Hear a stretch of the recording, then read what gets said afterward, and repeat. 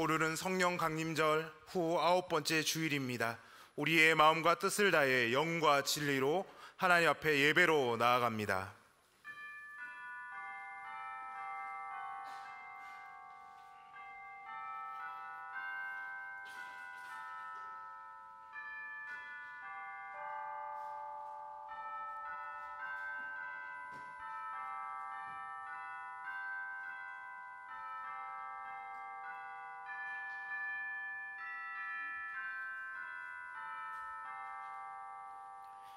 하나님을 찬송하리로다. 그가 내 기도를 물리치지 아니하시고 그의 인자하심을 내게서 거두지 아니하셨도다.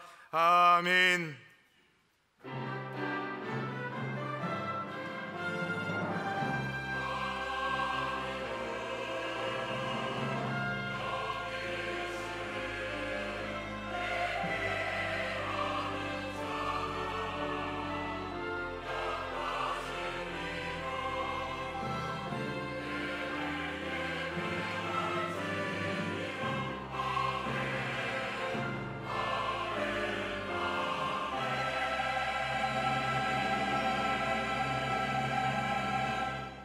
성도의 예배를 기쁘시게 받으시는 하나님, 지난 한 주간 우리 곁을 떠나지 않으시며 인생의 무거운 짐을 함께 지시고 인도하여 주신 은혜에 감사를 드립니다. 또한 오늘 거룩한 주님의 날을 맞이하여 지치고 상한 심령들을 예배의 자리로 불러주시니 감사를 드립니다. 이 시간 세상의 모든 근심과 걱정들을 내려놓고 하나님 한 분만을 바라보며 예배 드리오니 하늘의 문을 여시어 신령한 은혜로 채워 주옵소서. 이 거룩한 주일 아침에 하나님의 보좌 앞에 엎드리어 찬양과 경배를 올려 드리오니 하나님 홀로 영광 받아 주옵소서. 예수님의 이름으로 기원하옵나이다. 아멘.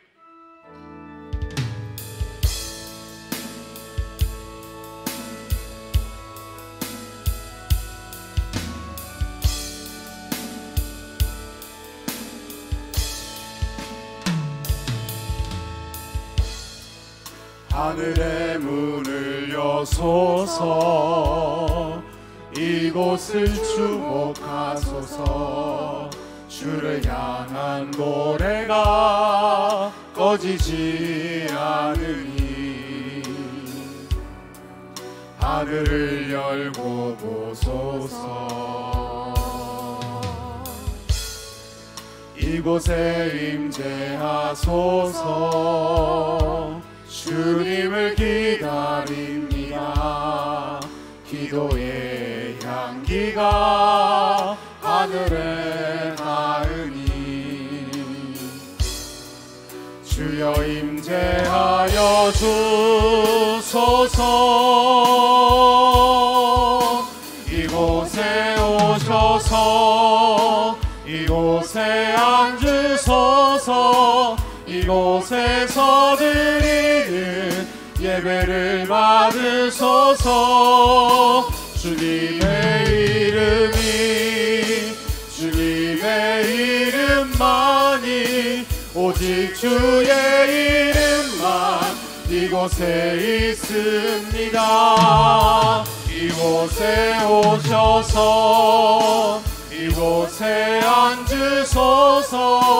이곳에서 드리는 예배를 받으소서. 주님의 이름만이 오직 주의 이름만 이곳에 있습니다. 자매의 기도를 드리시겠습니다. 사랑의 하나님 아버지, 지난 한 주간도 저희를 눈동자와 같이 지켜주시고 보호하시며 인도해 주신 은혜에 감사를 드립니다. 그러나 저희는 베풀어 주신 은혜를 잊어버린 채 하나님께 드려야 할 헌신과 충성을 다하지 못하였습니다. 성령님께서 이끄시는 삶이 아니라 복을 쫓는 삶만 살았습니다.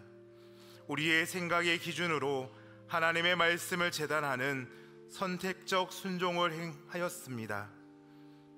저희 자신이 낮아지는 일에는 회피하고 불이익을 줄 것 같은 말씀에는 불순종하였습니다. 우리의 이러한 불순종과 간사함을 주님의 십자가의 은혜로 용서하여 주옵소서. 예수님의 이름으로 참회 기도 드리오며 이제는 우리의 입술로 고백의 기도를 계속해 나아갑니다. 아버지 하나님, 우리를 불쌍히 여기시고 주의 은혜를 베풀어 주시옵소서. 하나님 함께 하여 주옵소서. 주 예수 그리스도 하나님 아들이신 우리를 불쌍히 여겨주시고 주의 은혜가 온 데서 있게 하옵소서.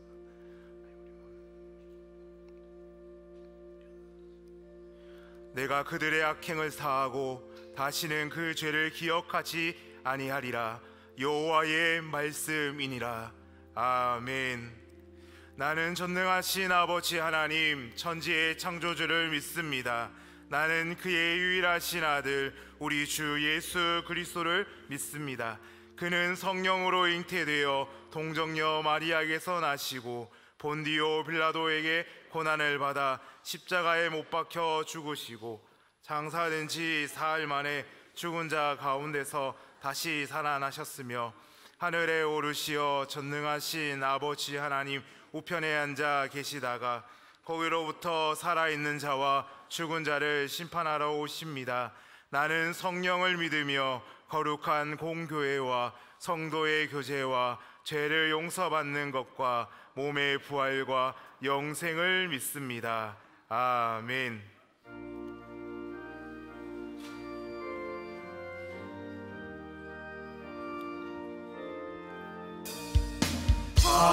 하나님의 크신 사랑 하늘에서 내리사 우리 맘에 항상 계셔 온전하게 하소서.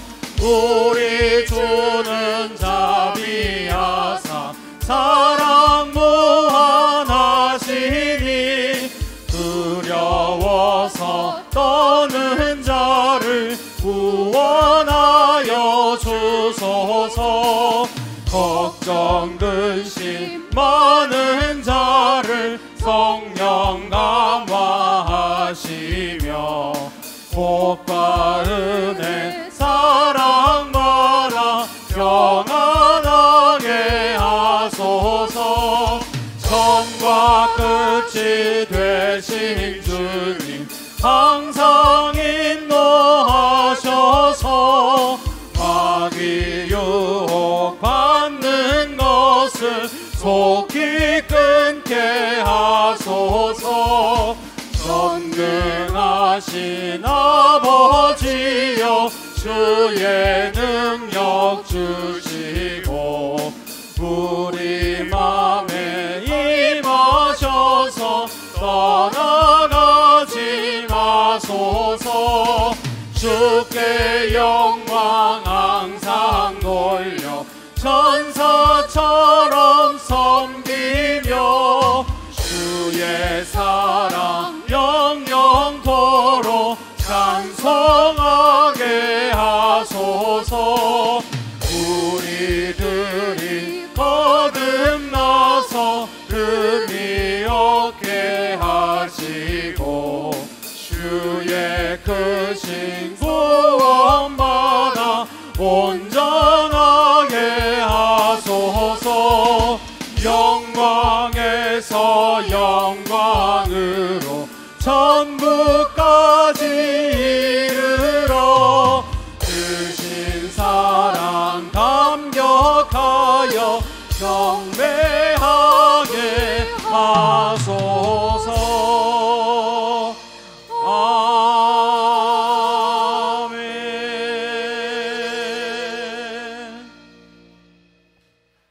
안식일을 기억하여 거룩하게 지키라 말씀하신 하나님 아버지, 오늘 또 복된 주의 날 주의 전을 사모하며 기억하여 모이게 하시고 영과 진리로 예배하게 하시니 참 감사합니다. 지난 한 주도 예수 그리스도를 아는 지식과 믿음으로 세상에서 승리케 하시고 부족한 모습 이대로 주님 앞에 나아가오니 십자가 대속의 은혜로 저희를 사하시고 거룩하고 흠없는 예배의 산 제물로 저희들을 받아 주옵소서.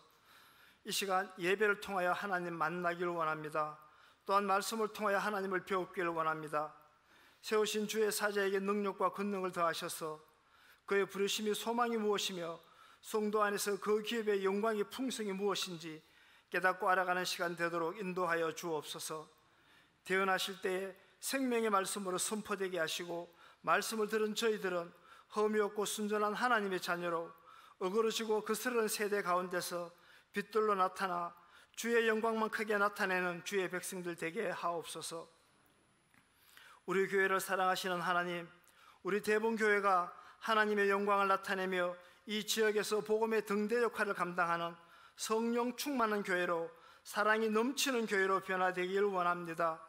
얼굴로 인사를 나눌 때마다 감사와 기쁨이 넘치게 하시고 동상과 목장들 또 교회의 모든 기관과 부서들이 주님 주신 사랑과 십자가의 능력으로 하나 되어 이 포스트 코로나 시대에도 더 부흥되어 성령의 충만함과 부흥의 큰 은혜를 다시 누릴 수 있도록 역사하여 주옵소서. 유압으로 시작된 교회학교의 모든 여름 사역과 중등부의 비전 트립, 여전도의 여름 수련회까지 지키시고 인도하셔서 그리스도 예수 안에서 선한 일을 위하여 지으심을 받은 자로 세워지기에 부족함 없게 하옵시며 성령 안에서 하나님이 거하실 처소가 되기 위하여 그리스도 예수 안에서 함께 지어져가는 여름의 모든 사역이 되게 인도해 주옵소서. 역사의 주인 되시는 하나님, 복음의 은혜와 축복이 크게 나타나는 우리나라로 회복시켜 주옵소서. 대통령과 위정자들을 축복하셔서 하나님을 경외함으로 거룩한 대한민국을 세우게 하옵시고 양극화 현상과 청년 실업, 저출산, 정격 유착 등이 해결되어 번영하는 나라가 되게 하옵시며 동성애 합헌을 위한 악법을 막으사 동성애자들이 치유되어 정결한 대한민국 되게 하옵소서. 이단과 사이비, 특별히 대연동 주택가 이슬람 세력의 확산을 막아주시고 그 실체가 드러나 무너지게 하시며 하나님의 공의만이 나타나는 복음의 나라 되게 하옵소서. 땅 끝까지 이르러 나의 정인이 되라 말씀하신 하나님, 본토 친척 아비 집을 떠나 선교지에 있는 선교사들의 걸음을 정하시고 그들의 달려갈 길을 늘 인도하심에 감사합니다. 그럼에도 불구하고 선교사에게 위축, 치안 상황 악화, 후원의 감소 등으로 어려움을 겪는 이때에 그들이 낙심하여 엎드러지지 않도록 우리 주님께서 붙들어 주시길 간절히 빌고 원합니다. 만물을 새롭게 하시는 하나님의 은혜로 영생을 주시기로 작정된 자들이 넘쳐나게 하옵시고 현실의 어려움을 뚫고 온라인 사역 등 새로운 선교 전략이 열리게 하시어 선교지 현장마다 주님을 따르는 역사와 표적이 크게 나타나 십자가의 능력과 비밀이 힘있게 증거되도록 늘 함께하여 주옵소서. 모든 병의 치료자 되시는 자비로우신 하나님, 이 시간 또 주 앞에 올라오기를 소망하지만 병마로 신음하며 여러 가지 안타까운 기도의 제목으로 주 앞에 머리 숙이지 못한 대붕의 군속들을 기억하여 주옵시고 진흙을 발라 눈먼 자를 치료해 주신 것처럼 이 시간 환우들을 만져주시고 소녀야 일어나라 말씀하신 것처럼 모든 환우들의 귓가에 여호와 라파의 세미한 음성을 듣도록 치료의 하나님으로 임재하여 주옵소서. 아름다운 곡조로 하나님을 찬양하며 영광 돌리는 시온 찬양대의 찬양을 기뻐 받으시며 주님 다시 오실 그날까지 찬양의 고백이 끊이지 않는 복된 삶이 되게 하옵소서. 이 시간 주님께 올려드리는 예배의 영광으로 세상 근심을 사라지게 하시는 예수님의 이름으로 간절히 기도하옵나이다. 아멘.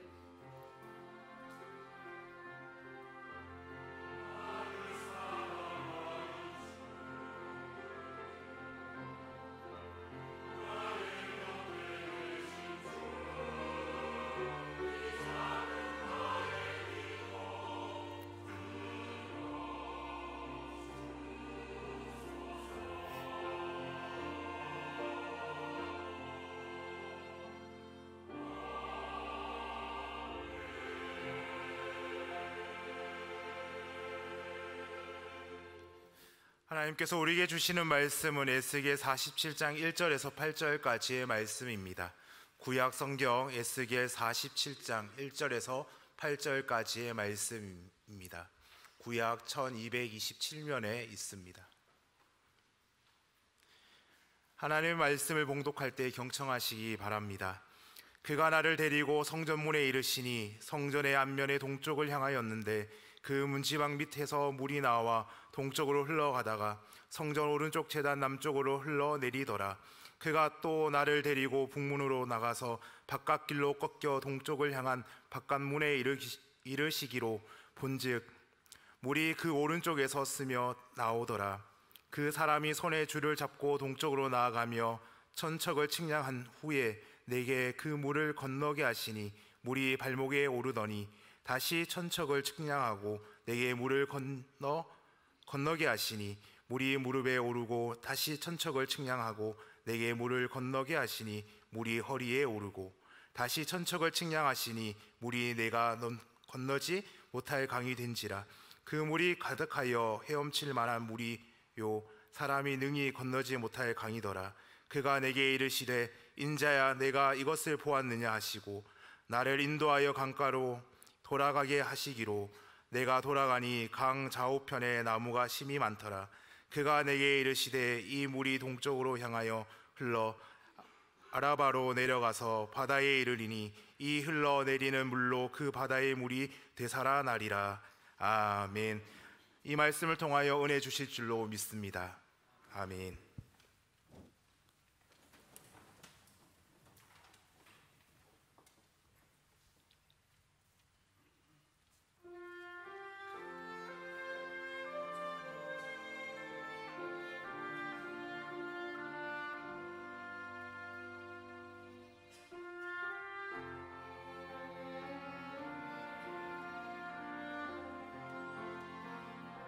주님 만날 준비됐느냐 주님 만날 준비됐느냐 주님께서 나에게 준비됐나 물으며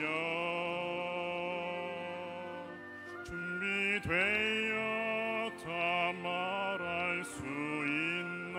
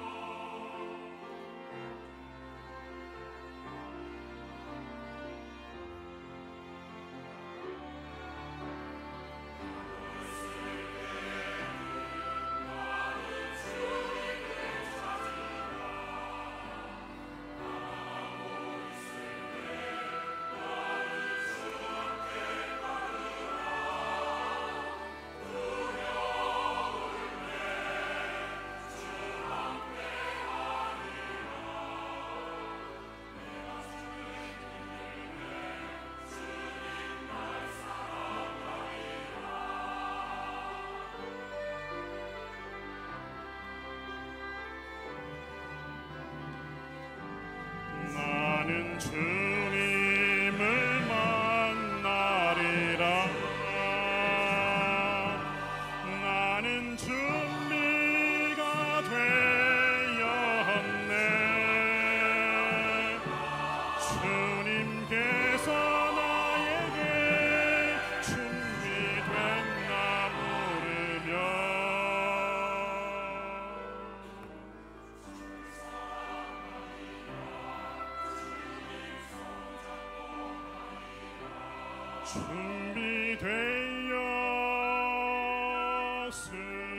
준비되었습니다. 주여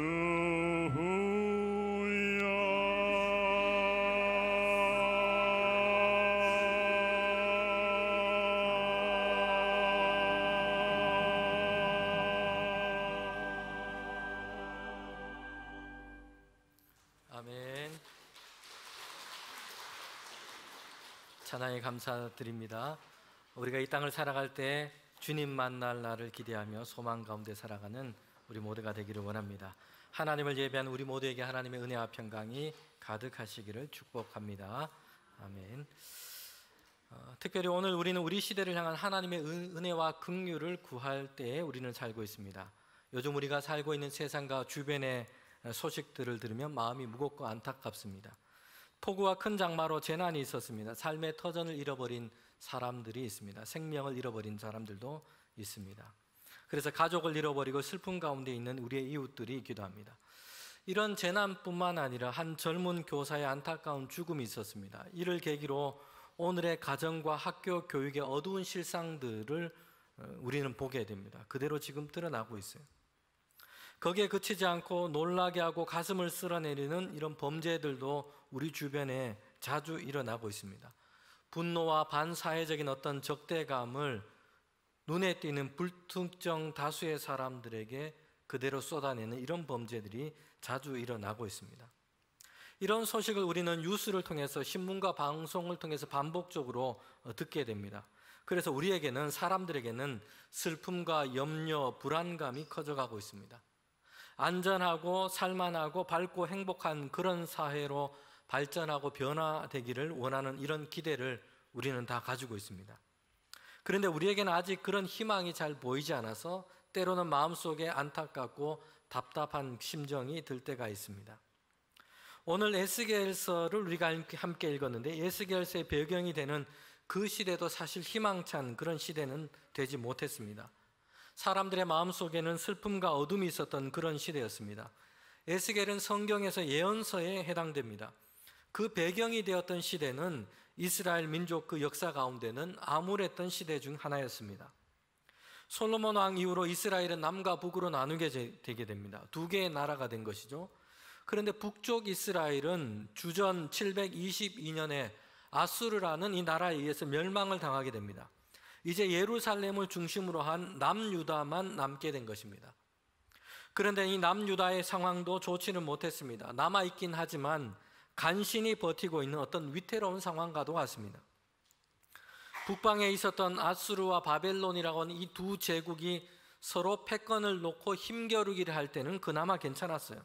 서로 힘겨루기 한다고 남유다 주변 나라들, 작은 나라에는 신경을 쓰지 않았습니다. 그런데 이제 북방의 바벨론이라고 하는 이 나라가 아수르를 무너뜨리고 그 힘과 기세를 더해 가게 됩니다. 그 힘과 기세를 가지고 그 지배력을 확장해 가는데 남유다도 그 아래 놓이게 된 것입니다. 북이스라엘이 멸망당한 후에 남유다는 그래도 150년 정도 그 나라를 유지했습니다. 그런데 국경을 넘어서고 세상을 호령하는 이런 번영을 한 번도 꿈꾸지를 못했습니다. 강한 민족의 그 힘 아래서 어떻게든 자신을 보호하고 살아남기 위해서 전전긍긍하는 몸부림을 쳤던 그런 시대였습니다. 약소한 민족이었고 약소한 그런 나라였던 것입니다. 남유다는 지정학적으로 두 개의 세력 사이에 놓여 있었습니다. 북쪽에는 이제 힘과 권세를 기세를 떨치고 있는 바벨론이라고 하는 이 나라가 있었고, 남쪽에는 이미 오랫동안 강대국으로 자리하고 있었던 이집트, 애굽이 자리하고 있었습니다.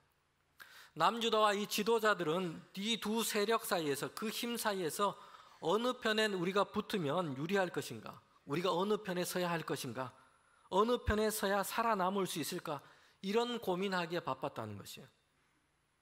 에스겔이 활동했던 시대는 이제는 애굽의 기세가 꺾이고 북방에 있었던 바벨론이 강한 나라로 세워졌을 때였습니다. 바벨론이라고 하는 이 나라는 그래서 남유다에 침략해서 남유다 왕이었던 이 여호야긴을 포로로 붙잡아 갑니다. 귀족들과 유력한 사람들도 다 포로로 같이 붙잡아서 바벨론 땅으로 데려가는 겁니다. 에스겔도 제사장 신분이었는데 이때 바벨론의 포로가 되어서, 제사장 가문이었는데 바벨론의 포로가 되어서 붙잡혀 가게 된 겁니다. 바벨론은 남유다 왕을 포로로 잡아가고는 왕의 삼촌이었던 이 시드기야를 남유다의 왕으로 세웁니다. 겁을 주고 자신의 말을 잘 들을 만한 그런 사람을 유다의 왕으로 세운 것입니다. 그러나 그 이후에도 바벨론은 실제적인 이 압박을 행사해서 여러 번의 이 남유다 왕을 바꾸게 됩니다. 결국에는 바벨론에 의해서 남유다는 멸망을 당하게 됩니다. 예루살렘 도성과 성전이 다 해파되고 그 땅은 황폐하게 된 것입니다. 성도 여러분, 이런 시대의 예언자로 활동했던 것이 에스겔이었습니다. 그러니 에스겔은 나라가 망해져가고 그 당하고 있는 어려움 가운데 있는 그 시대 가운데 하나님께서 부르신 예언자였습니다. 사실 그들이 당하고 있는 이 어려움은 하나님의 진노였고 하나님의 징계였습니다. 이스라엘이 하나님을 떠났고 다른 신들을 섬겼습니다. 하나님의 말씀과 율례를 떠나서 그들은 자기 좋은 대로 하며 살았습니다. 그래서 그들의 신앙뿐만 아니라 그들이 살아가는 삶의 모습도 어둡기는 마찬가지였습니다.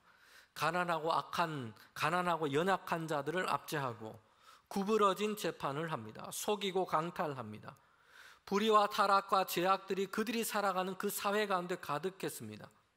하나님은 이런 이스라엘을 향해 진노하셨고 하나님의 징계의 막대기로 바벨론이라고 하는 이 나라를 사용하신 것이요, 이스라엘에게 압제와 고난을 그렇게 준 것입니다. 그런데 이런 어려움 가운데서 이스라엘은 이 어려움을 탈출하기 위해서 뭘 했냐면 이웃의 강한 나라를 의지해서 무엇인가를 해보려고 합니다. 어리석음에 빠져 있는 것이에요. 이스라엘 백성은 하나님께로 돌이키지 않았습니다. 하나님을 찾지 않은 것이요, 하나님을 떠난 죄악 가운데 머물러 있었던 것입니다. 선지자 에스겔은 포로로 잡혀가 있습니다. 선지자로 하나님의 부르심을 받게 되고 하늘의 문이 열리고 그에게 하나님의 말씀과 권능이 그에게 임한 것입니다. 그곳이 어디냐면 그발 강가였어요. 에스겔서 1장 1절부터 2절 말씀에 이렇게 기록합니다. 30째 해 넷째 달 초다새에 내가 그발 강가에 사로잡힌 자 중에 있을 때에 하늘이 열리며 하나님의 모습이 내게 보이니 여호야긴 왕이 사로잡힌 지 5년 그 달 초다새라. 그발 강가라고 하는 곳은 이스라엘 땅이 아니었어요. 여러분, 바벨론 땅이었습니다. 지금으로는 이라크 지역이에요. 그발 강가는 당시 바벨론 포로로 잡혀갔던 이스라엘 백성들이 함께 집단으로 거주했던 거주 지역이었습니다. 고향을 떠나서 이방 나라에 지금 포로로 잡혀와서 이스라엘 백성은 살고 있습니다.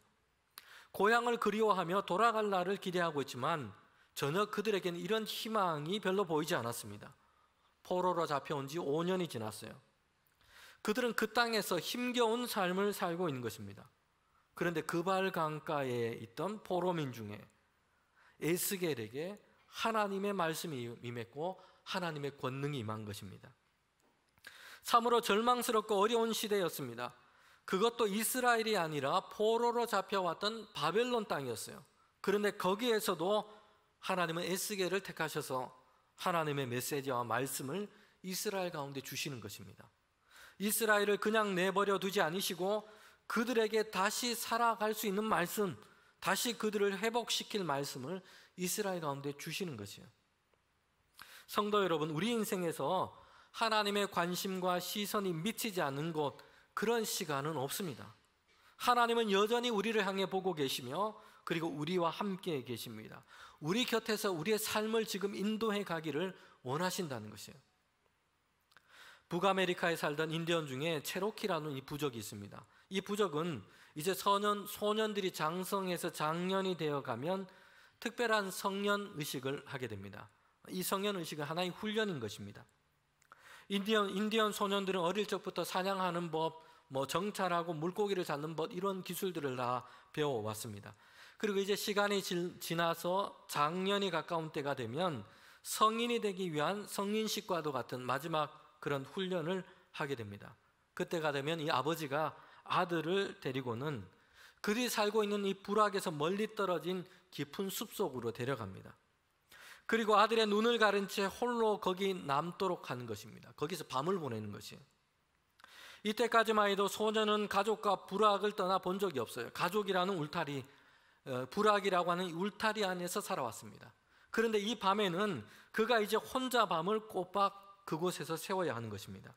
그리고 그가 이제 눈을 가린 채 아침에 해가 뜰 때까지는 눈을 가린 채 그 밤을 홀로 보내도록 한 것입니다.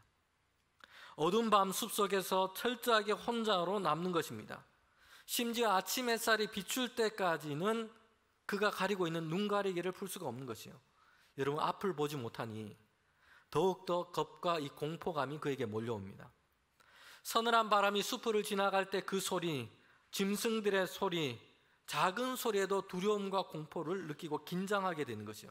한숨도 잘 수가 없는 것이죠.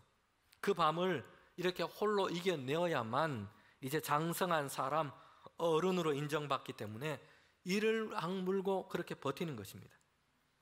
그렇게 길고 길던 두려운 밤이 다 지나가고 이제는 컴컴한 이 숲에 빛이 비춰오기 시작합니다. 새벽 미명이 되고 밝아오기 시작하는 것이요. 인디언 소녀는 그렇게 길었던 그 밤을 이제 보내고 이제 눈 가리개를 풀게 됩니다. 눈을 비벼보니 세상이 아름답게 보입니다. 숲의 길이 보이고 새들과 꽃들이 보이기 시작합니다. 그런데 그의 눈에 누군가의 모습이 곁에 있는 것을 보게 된 것입니다. 아버지였어요. 여러분, 사실 인디언 부족은 이 성년식을 하면서 눈을 가리고 있는 그 아들 곁에 밤새도록 가까운 곳에 아버지가 사실 지키고 있는 것이에요. 두려움에 떨며 밤을 보내는 그 아들 가장 가까운 곳에 뜬 눈으로 사실 아버지가 곁에서 지키고 있었던 것입니다. 아들에게 무슨 일이 있으면 달려가서 보듬고 지키기 위해서 함께 곁에서 밤을 새고 있는 것입니다. 밤이었고 눈이 가려져 있어서 보이지 않았습니다. 그러나 우리 곁에 하나님이 함께 계십니다. 여러분, 검은 구름이 하늘을 가리고 있으면 해가 보이지 않아요. 그럼에도 해가 없는 것이 아닙니다. 여전히 태양은 존재합니다. 잠시 짙은 구름이 가리고 있을 뿐입니다. 이것이 거치면 여전히 있는 그 태양을 우리는 보게 되는 것입니다. 어둠이 가리고 있는 현실처럼 강한 나라 바벨론의 포로로 잡혀갔습니다. 마치 하나님이 그들과 함께 계시지 않은 것처럼 보여요. 실망스러운 상황과 감정의 노예가 되어 거기에 사로잡혀 있습니다. 그런데 하나님은 그발 강가에 있는 그들을 보고 계시며 그들 가운데 있는 그 에스겔을 택하셔서 하나님의 계시와 말씀을 그들에게 주시는 것입니다.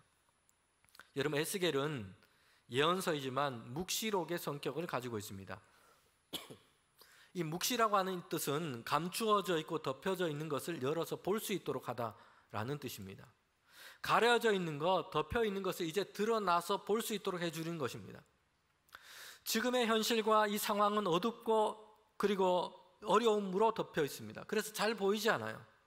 짐작이나 예상을 잘 하지 못합니다.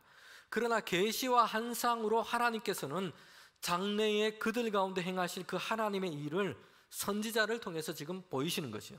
여러분, 이것이 묵시인 것입니다. 성경의 대표적인 묵시서가 있다면 요한계시록에 있습니다. 신약성경 그리고 성경의 마지막에 있습니다.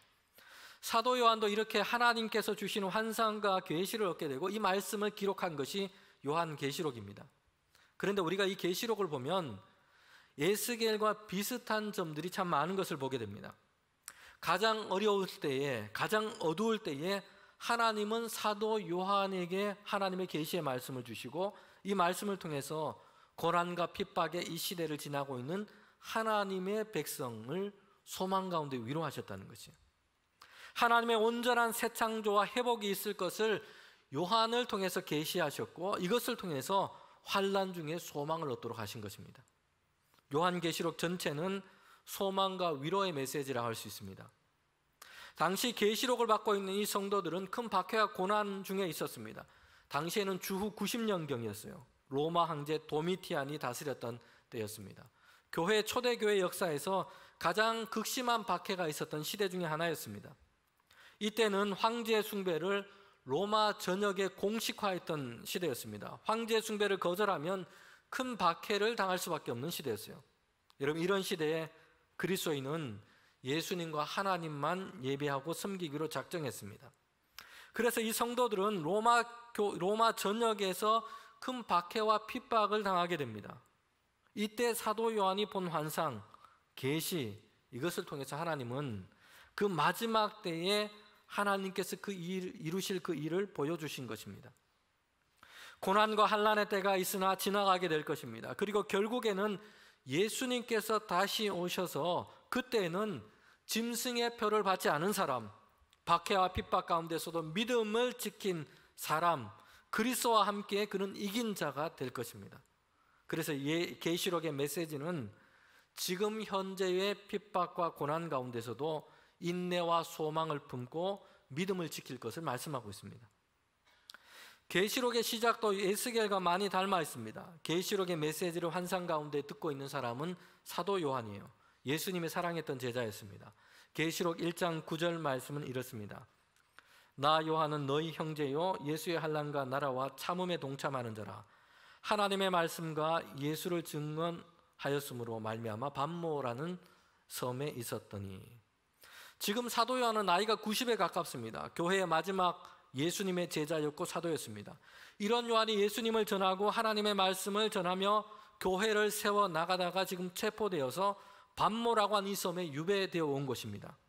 반모섬은 고린도에서 백길로 30분 정도 떨어진 곳입니다. 아름다운 풍경을 가진 이런 섬이 아니고 척박한 작은 돌섬과도 같은 것입니다. 여기에 지금 사도 요한이 유배되어서 죄수의 신분으로 그렇게 보내지게 된 겁니다. 교회와 믿음의 형제자매들, 사랑하는 사람들 모든 관계가 다 단절되고 그는 유배지에서 지금 그렇게 고립되어 있는 것이에요. 그런데 반모섬에 있는 이 요한에게 하늘의 하나님께서 주시는 그 계시가 그들에게 연결되게 됩니다.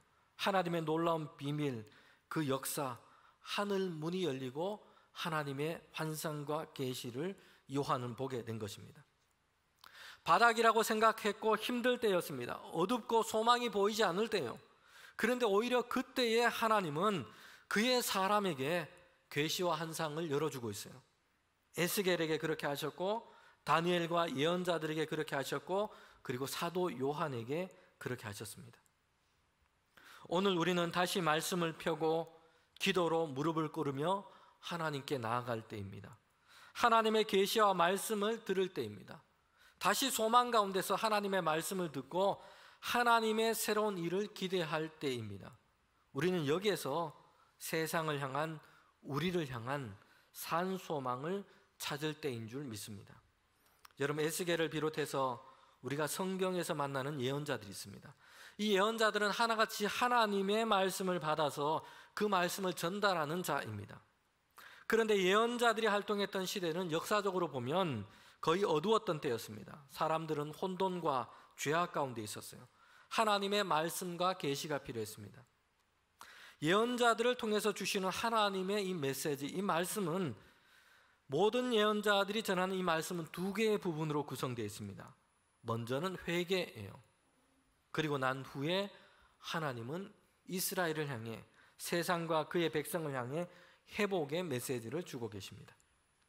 죄를 떠나 하나님께로 돌아오라라는 것이요, 하나님께서 그리하면 치료하시고 회복시키실 것이다 라는 것입니다.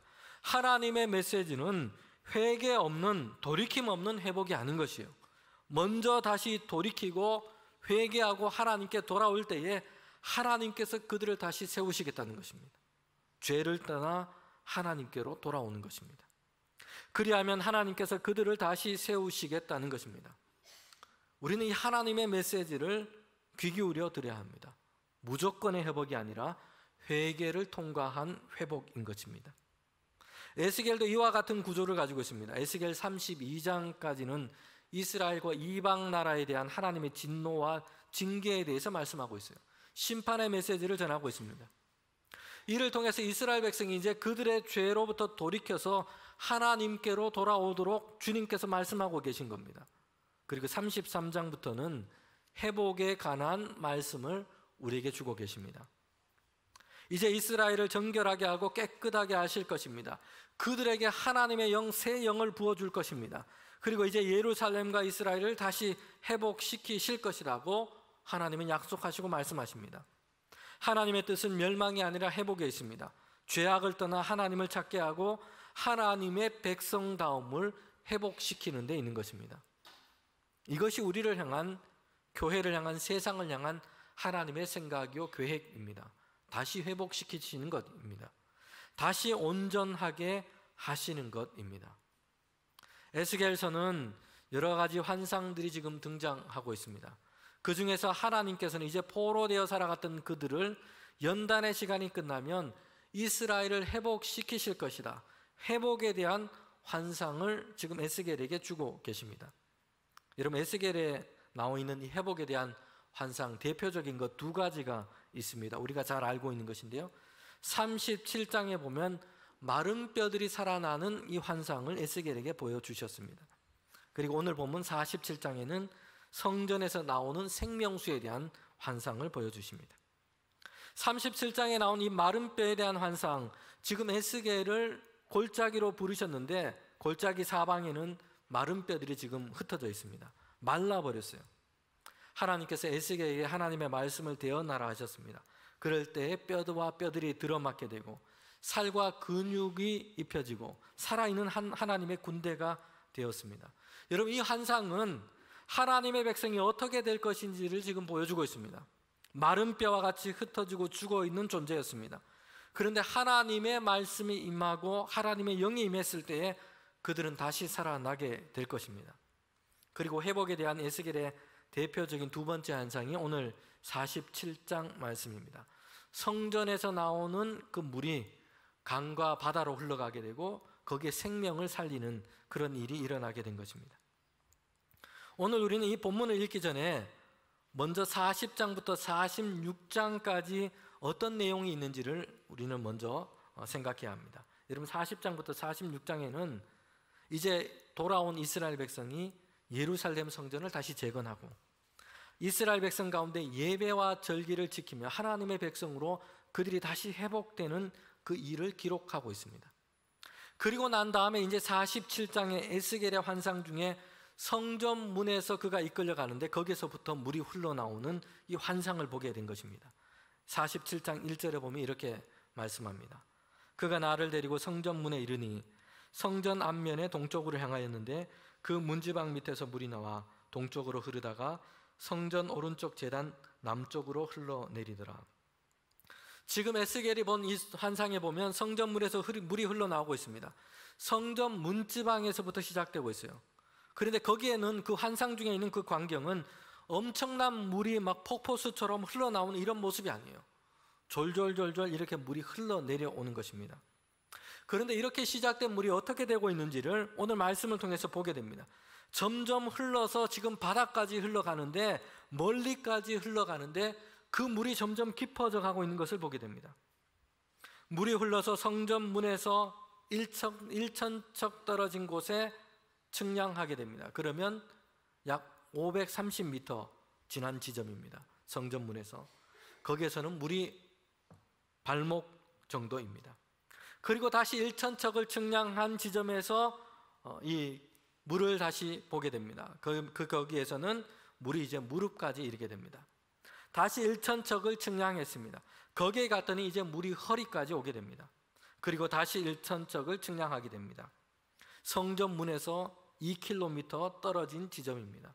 그 정도 되니 거기에서부터는 성인 남성이 완전히 잠기는 그런 물의 깊이가 됩니다. 걸어서 지나갈 수 없고 헤엄을 쳐야 하는 그런 깊은 물이 되었습니다. 우리는 여기서 성전에서 흘러나오는 이 물의 특징을 보게 됩니다. 성전 안에 머물러 있지 않습니다. 성전에 갇혀 있지 않고 멀리까지 지금 흘러가고 있다는 것이요. 그런데 멀리까지 계속 흘러가면 갈수록 어떻게 되고 있습니까? 그 깊이를 지금 더해가고 있습니다. 여러분, 그런데 이렇게 흘러간 물을 통해서 어떤 일이 일어나고 있습니까? 에스겔의 환상을 통해 지금 보여주고 있습니다. 강 좌우편에는 나무가 무성하게 자라게 됩니다. 8절에 보면 그 강이 이제는 아라바로 내려가고 그 물이 바다에 들어가는데 그 바다물이 되살아나게 됩니다. 여기서 아라바라고 하는 것은 사해를 뜻합니다. 염분이 많고 물이 고여 있어서 생물이 살지 못하는 죽은 바다와도 같습니다. 그런데 이제 성전에서 시작된 물이 그 흘러가서 이 사해와 같은 이 죽은 바다가 다시 살아나게 된 것입니다. 그래서 이 바다에서 이제 어부들이 물고기를 잡는다고 그물을 치고 물고기를 잡고 생명이 살아나는 그런 바다, 그런 물이 된 것입니다. 강가에는 온갖 과실수가 시들지 않고 열매를 맺게 됩니다. 그 잎사귀는 약재로 사용되게 됩니다. 황폐하고 죽어버린 땅이었어요. 그런데 새롭게 살게 된 것입니다. 나무와 물고기와 모든 생물들이 살아나게 됐습니다. 그 생명력으로 번성하게 된 것입니다. 성도 여러분, 이 살리는 물이, 이 강물이 어디에서부터 시작됐습니까? 성전 문지방에서부터 시작이 되었어요.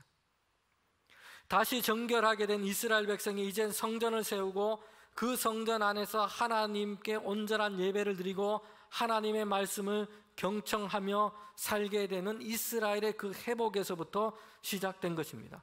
성전 문에서부터 나오는 이 물이 이제는 강과 바다를 살리고 하나님께서 경계로 정한 그 모든 땅을 다시 살게 한 것입니다. 하나님은 하나님의 백성 이스라엘을 회복시키고 그들만의 회복으로 그치지 않습니다.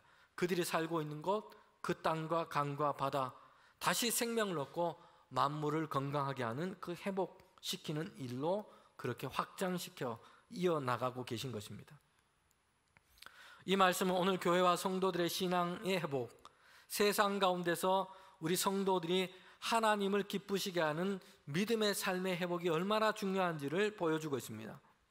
이스라엘의 회복은 그들이 다시 성전을 쌓고 성벽을 쌓는 것, 그들의 도성을 만들고 거기 안에 안전하게 사는 것, 이것으로 끝나지 않습니다. 이스라엘이 하나님의 백성으로 회복되고 거기로부터 하나님은 이제는 땅과 바다와 만물을 다시 살리는 일을 확장시켜 나가고 계신 것이에요. 예수님은 산상설교에서 너희는 세상의 빛과 소금이라고 말씀했습니다. 어둠을 밝히고 썩는 것을 방지하고 맛을 내는 역할을 하는 것입니다. 교회와 성도들이 정말 하나님을 경외하는 신앙과 그 믿음의 삶을 회복하고 이제 세상 가운데 그렇게 살아간다면 여러분, 하나님은 세상 가운데 교회와 성도들을 통하여 회복하시는 그 역사를 이어가게 하실 것입니다. 세상이 정직하고 정의롭고 사랑과 인애가 있는 곳으로 살아나고 회복되게 하실 줄 믿습니다. 여러분, 에스겔이 본 이 환상의 말씀은 성경의 마지막인 요한계시록의 말씀과 짝을 이루고 있습니다. 하나님께서 마지막에 이루실 그 약속에 대한 말씀, 이 요한계시록 그 마지막에 기록되어 있습니다. 하나님께서는 다시 오실 예수님을 통하여 이 세계 가운데 새 하늘과 새 땅을 이루실 것이라 그 약속을 하셨습니다. 모든 고난과 핍박, 시험의 시대가 지나갔습니다. 하나님께서 이루실 완전한 그 하나님의 나라의 세계가 도래하게 됩니다. 이 모습에 대한 환상과 계시를 요한계시록 22장에 기록하고 있습니다. 22장 1절 2절 말씀에는 이렇게 말씀하고 있습니다. 또 그가 수정과 같은 맑은 생명수 강을 내게 보이니 하나님과 및 어린 양의 보좌로부터 나와서 길 가운데로 흐르더라. 강 좌우에 생명나무가 있어 12가지 열매를 맺되 달마다 그 열매를 맺고 그 나무 잎사귀들은 난국을 치료하기 위하여 있더라. 에스겔이 본 이 환상과 지금 병행을 이루고 있어요. 그 마지막 때에 하나님과 어린 양 예수 그리스도의 보좌로부터 생명수가 흘러나오게 됩니다. 강을 이루게 되는 것이요. 그 생명수의 물이 세상과 만물을 완전히 새롭게 합니다. 하나님의 통치와 나라가 온전하게 이 땅 가운데 새 하늘과 새 땅으로 임하게 됩니다. 여러분, 이 말씀은 하나님의 원래의 창조의 회복입니다. 에덴 동산, 생명나무가 있었던 그 에덴 동산, 모든 죄와 악이 자리할 수 없는 그 땅의 회복을 지금 뜻하고 있습니다. 하나님은 이처럼 창조와 구원과 새 창조의 큰 역사를 이어가고 계십니다. 예수 그리스도의 그 보좌로부터 나오는 그 생명수로 이 역사를 이어가고 있습니다. 오늘 우리는 이 시대 한 지점에 그 역사 가운데 살고 있는 것입니다. 에스겔과 예레미야가 활동했던 그 시대 가운데 이스라엘은 생명의 근원 되시는, 생수의 근원 되시는 하나님을 버려버렸습니다. 목마른 자가 되었고 그들이 사는 땅은 건조하고 메마르고 생명을 잃어버린 땅이 되어버렸습니다. 선지자 예레미야는 이스라엘의 죄악에 대해서 이렇게 말씀합니다. 생수의 근원인 하나님을 버린 것과 터진 웅덩이를 판 것이다. 물이 없는 터진 웅덩이, 하나님이 아닌 다른 것을 의지하며 살았던 것입니다. 오늘 우리는 하나님께서 예수 안에서 이루시는 창조와 구원과 새 창조, 하나님의 이 역사 가운데 우리는 한 지점에 살고 있습니다. 예수님 안에서 우리는 우리에게 주시는 생명의 부르심이 있다는 것을 우리는 기억해야 합니다. 요한복음 4장에 보면 수가성의 우물가의 여인에게 예수님께서 이렇게 말씀하십니다. 나는 생명의 물이니 내가 주는 물을 마시는 자는 영원히 목마르지 아니하리라. 우리는 마지막 날에 예수 그리스도께서 다시 오실 때에 이루실 새 창조 하나님의 역사 안에 있습니다. 우리는 그 안에서 우리의 삶의 한 지점을 살아가고 있습니다. 그때에 하나님께서 우리에게 주시는 부르심의 말씀이 있습니다. 예수 그리스도의 생명 안에서 우리가 살아가는 것입니다. 하나님의 말씀이 주는 그 생명 안에서 살아가는 것입니다. 그 안에 살아갈 때에 교회와 우리를 통하여 하나님의 보호자로부터 나오는 그 생명의 강이 흘러가며 강을 이루게 하는 하나님의 역사가 우리나라와 이 땅 가운데 이루어지기를 주님의 이름으로 축복합니다. 함께 기도드리겠습니다. 하나님 참 감사합니다. 오늘도 주님을 예배합니다. 예배하는 우리 모든 심령 가운데 하나님의 은혜를 더하여 주시옵소서. 하나님을 찾는 믿음을 더하여 주시며 주님 이 시대 가운데 하나님 예수 그리스도의 생명의 강에 심겨진 복 있는 삶을 살아갈 수 있도록 인도하시고 교회와 그리스도의 보호자로부터 흘러나오는 그 생명의 강이 이 땅을 회복하고 그리스도의 모든 교회와 성도의 삶을 회복하고 하나님 그리하여서 하나님의 풍성한 생명을 얻는 이 나라와 이 땅이 될 수 있도록 주님 크신 은혜를 베풀어 주시옵소서. 예수님의 이름으로 기도합니다. 아멘.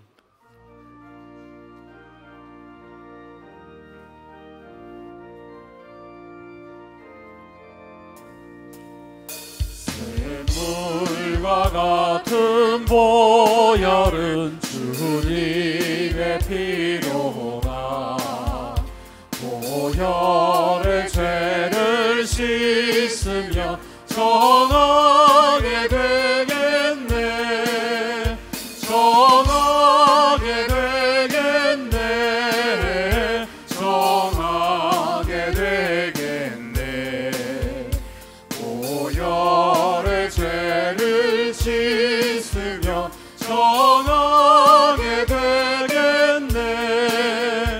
저도 회개하고서 보혈에 씻었네.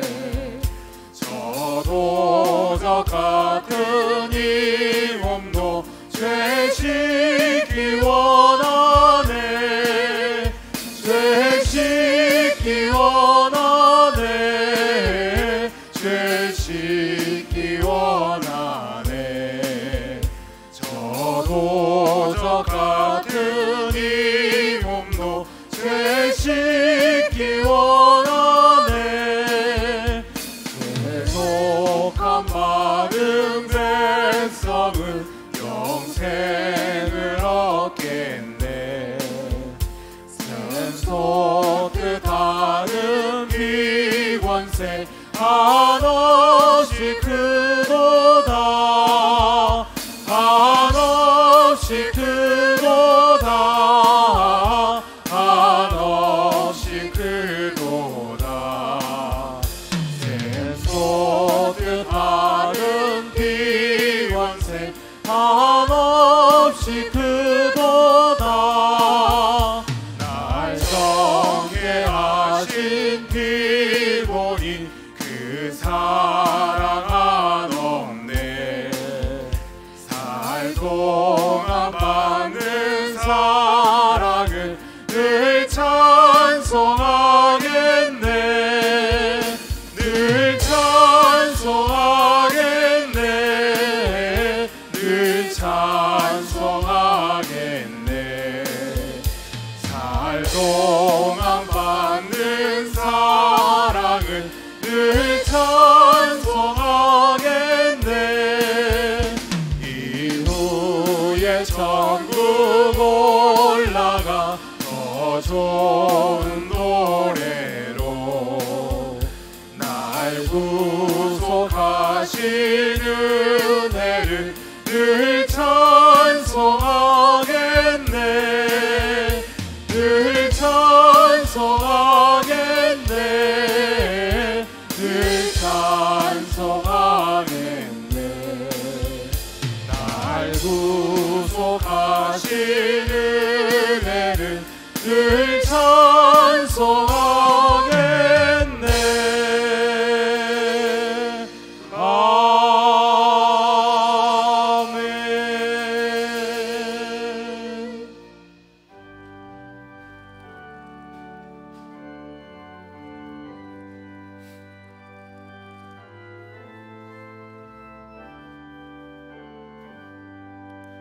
나의 보화 드리니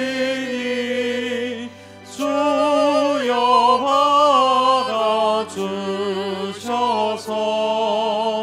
하늘나라 위하여 주 뜻대로 쓰소서.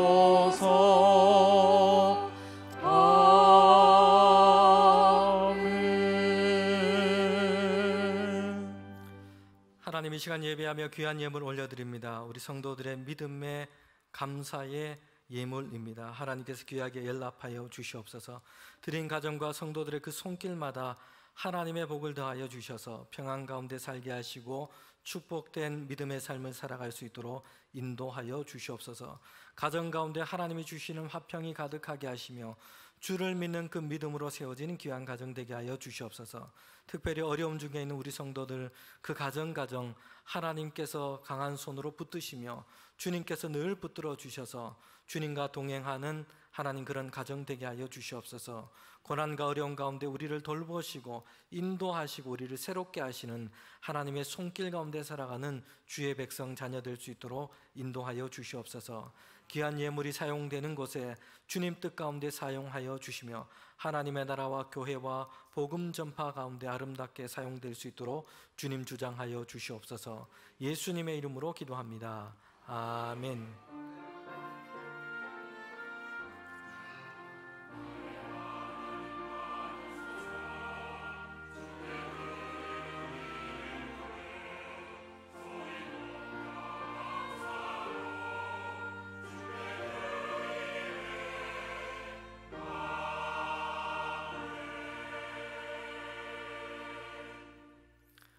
우리 자리에 앉으시면 먼저 오늘 예배드리면서 등록하신 우리 세 가족 있습니다.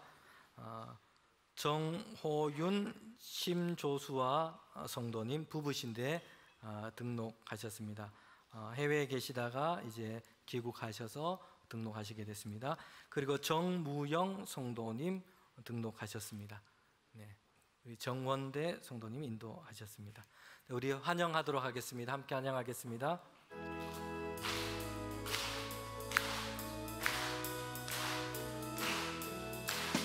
환영합니다.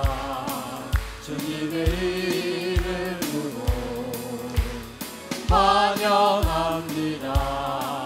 주님의 사랑으로 환영합니다. 네, 축복합니다. 네, 감사를 드립니다.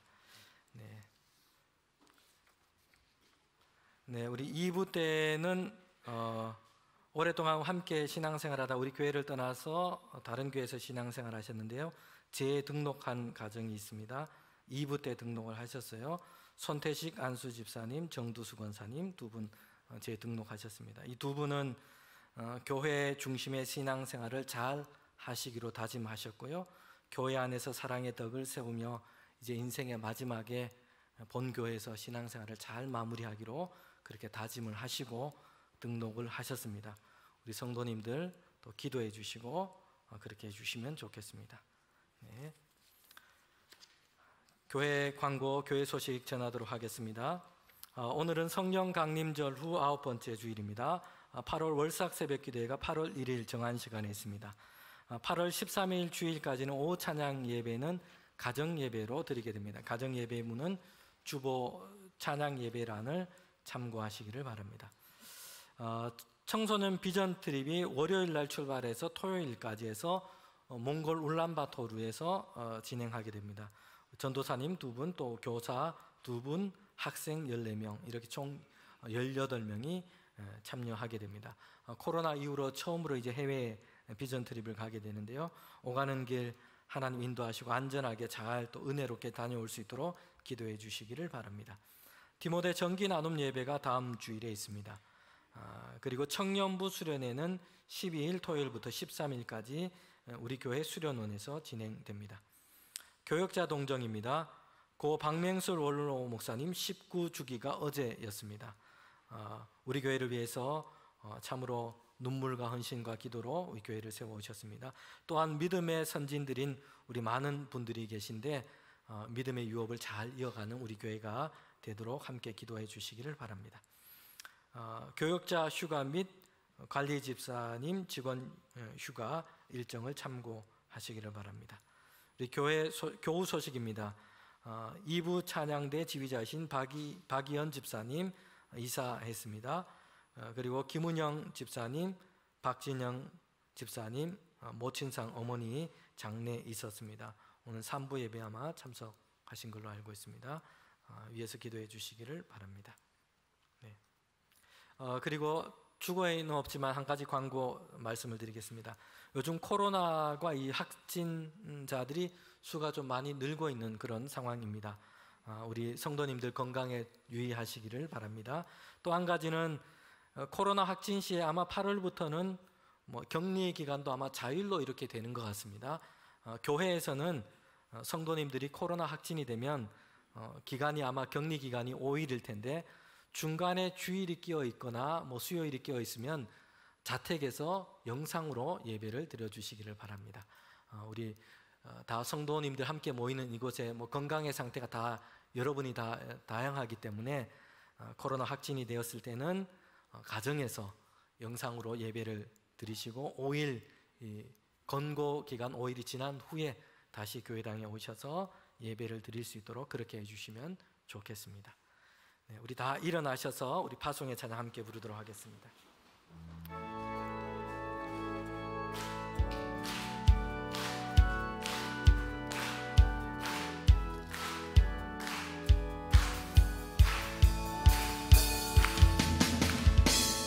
그날이 도적같이 이를 줄 너희는 모르느냐.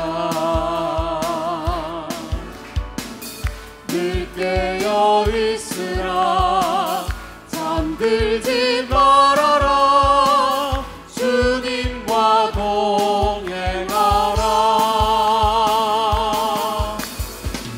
항상 기뻐하라. 쉬지 말고 기도하라. 범사에 감사하라. 이는 예수 안에서 너희에게 향하신 하나님 뜻이니라. 평강의 하나님이 너희를 거룩하게 하시고 온몸과 영혼이 주 오실 그날에 금없기 원하노라. 항상 기뻐하라. 쉬지 말고 기도하라. 범사에 감사하라. 이는 예수 안에서 너희에게 향하신 하나님 뜻이니라.